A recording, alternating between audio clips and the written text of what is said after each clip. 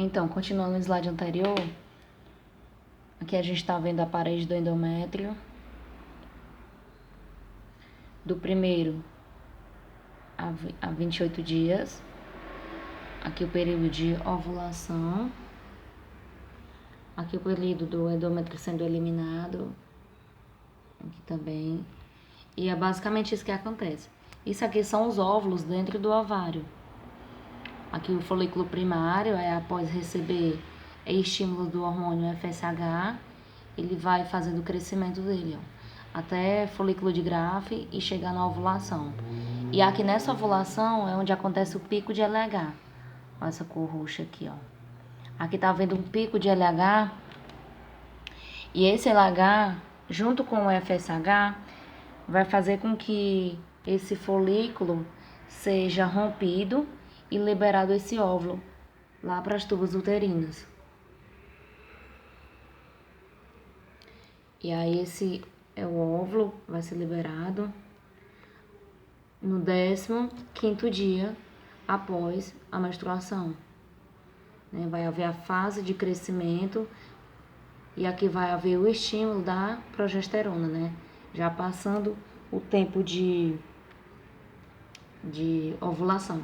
Se caso esse óvulo não for fecundado, o óvulo ele vai ser transformado em corpo amarelo, havendo uma grande estimulação da progesterona. E aqui onde ela vai ver o pico, né? Vai ter o pico de progesterona, como a gente está vendo aqui nesse gráfico.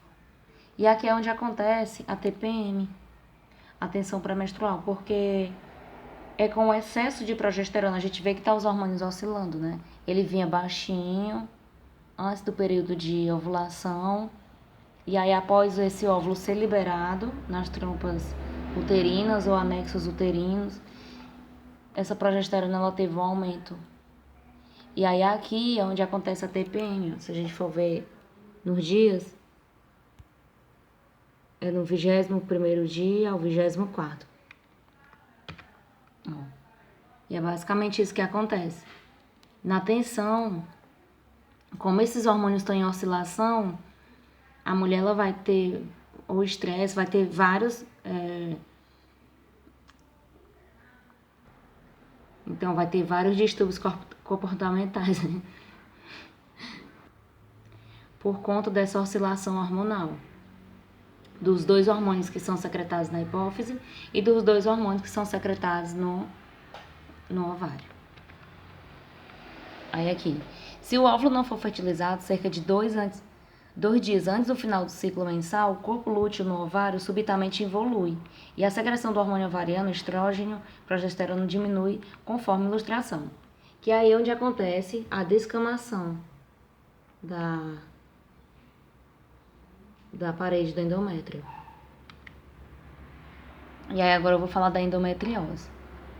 Professora, eu vou colocar uma prática nessa hora com massinha de modelar. Vou explicar como que acontece a endometriose.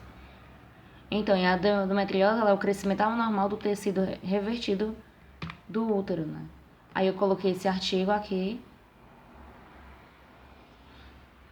Então, esse artigo ele foi publicado nesse ano, 2019, outubro de 2019, pela Sunza, na revista na Cielo. Mulheres e endometriose, a evolução da imagem.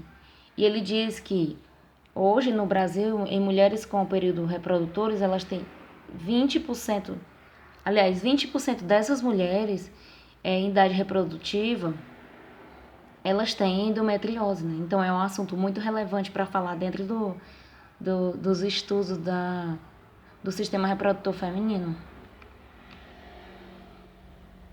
E ela causa muita cólica menstrual, muita, fora do normal. Porque o sangue, em vez dele descer pela vagina, ele vai se espalhar por todo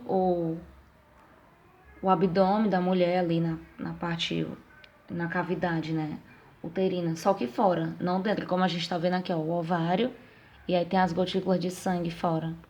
Isso aqui é a menstruação. Então, em vez dela descer na vagina, ela vai se espalhar pelo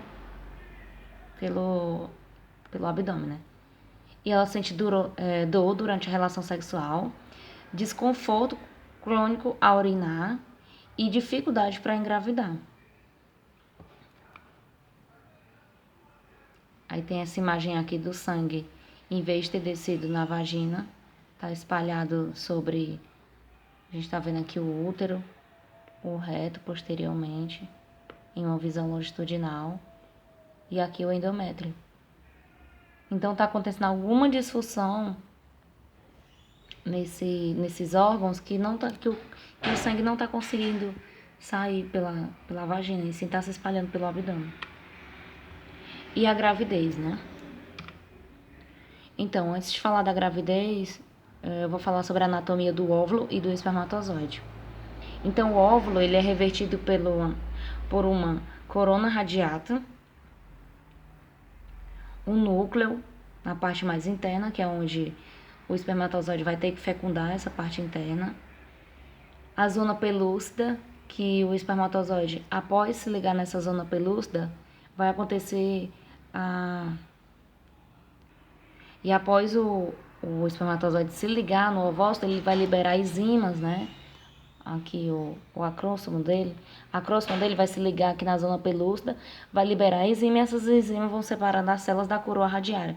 Essas células aqui todas vão ser descamadas, né? Para esse óvulo ser liberado lá nas tubas uterinas para chegar até o endométrio e ser fecundado. E isso serve para que outros espermatozoides não consigam fecundar. Então, como acontece a fecundação, né?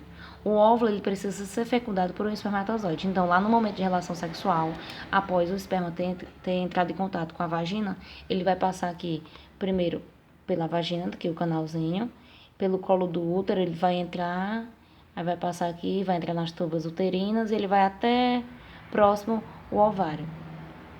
Só que antes de chegar, o óvulo, que já foi liberado, né, lá no período de ovulação, ele vai estar nas tubas uterinas. E aí vai acontecer o que eu falei aqui no slide anterior. Ele vai ser fecundado. E aí ele vai passar pela fusão dos pronúcleos do óvulo e do espermatozoide, até acontecer ali a mitose, né? E aí transforma o zigoto, as clivagens das 2, 4 e 8 células, né? Aqui no caso a mitose. E aí vai se transformar em morula. Essa morula, ela já acontece aqui no finalzinho das tubas uterinas, né?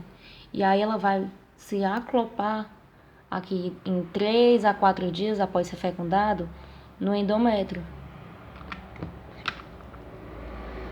E aí é onde acontece aqui a implantação, né?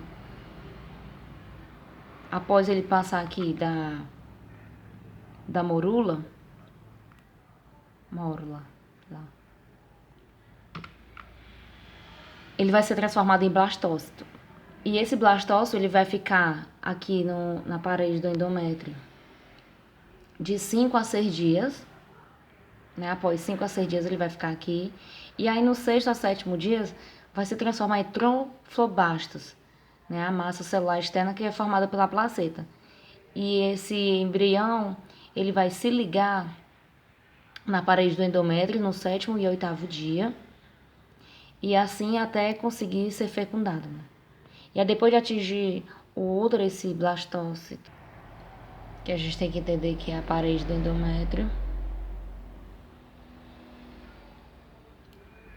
Nesse momento, o hormônio HCG, né, que é o hormônio goniano, é beta-HCG, diminua-hormônico beta-HCG.